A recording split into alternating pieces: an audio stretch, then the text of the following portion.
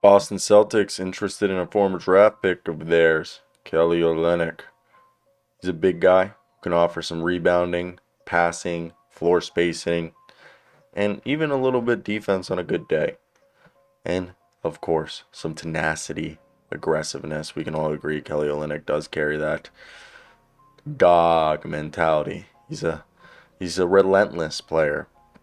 And it's crazy to think about Kelly Olynyk 31. He's been in the league for what feels like 8 or 9 seasons at this point, and he's a guy that with the Rockets in 27 games was averaging 19 points a few seasons back, and this year he's averaging about 11 and a half points, 48, almost 49% from the field, 40% from three, 5 rebounds, 3.5 assists, and a steal. And this is a guy who's had career high averages of 4 assists a night.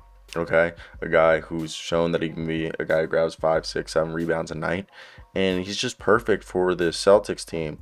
Now, it does get a little dicey when you look at the situation. Also, shout out Jake Fisher for reporting that the Celtics are interested in Kelly Olynyk, who, if you guys don't know, they drafted Olynyk back in 2013 with the 13th overall pick. I completely forgot that Olynyk was 13th overall. I just didn't. I thought he was a later draft pick, but Olynyk's making $12.8 million. And the reason why I do think this deal is a bit unlikely is that it would involve Danilo Gallinari being traded, from my understanding. And for any deal involving Danilo Gallinari, I gotta reiterate the fact that Danilo Gallinari's working towards recovering in time for the playoffs. And he said that he's setting May for his comeback, and that's 8 months after the injury occurred, because it occurred in September.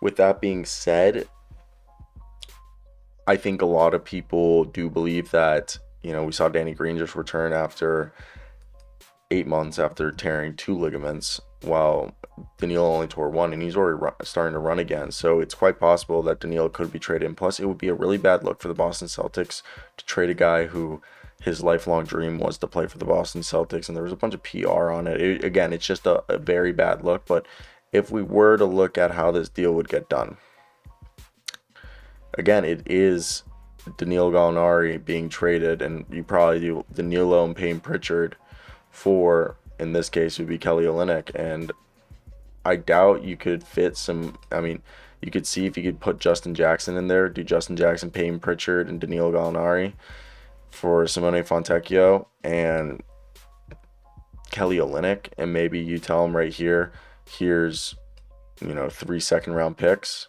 We send you the Portland and the either Houston, Dallas, or Miami second round pick in this upcoming year's draft.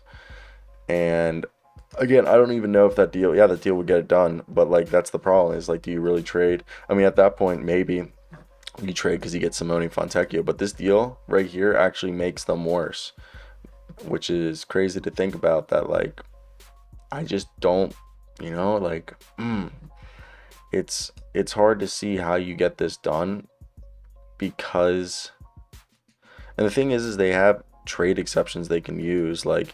They have about, I mean, they have a lot of money they can use. So if you think about it, could you just do Payne Pritchard and Justin Jackson?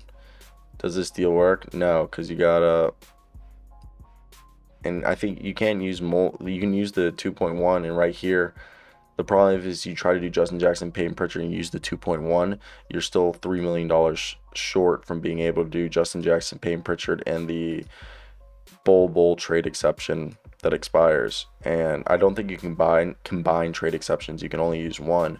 So right there, if you're $3 million short, can you do a deal of? Again, I don't know if it's possible. Yeah, I was gonna say Justin Jackson, Luke Cornett, and Payton Pritchard, and the only other deal right there that's possible, would they trade Sam Hauser? And this is a deal right here. Like if I took off Simone Fontecchio, if you do Luke Cornett, Justin Jackson, Payton Pritchard straight up for Kelly Olynyk, that deal still does not work.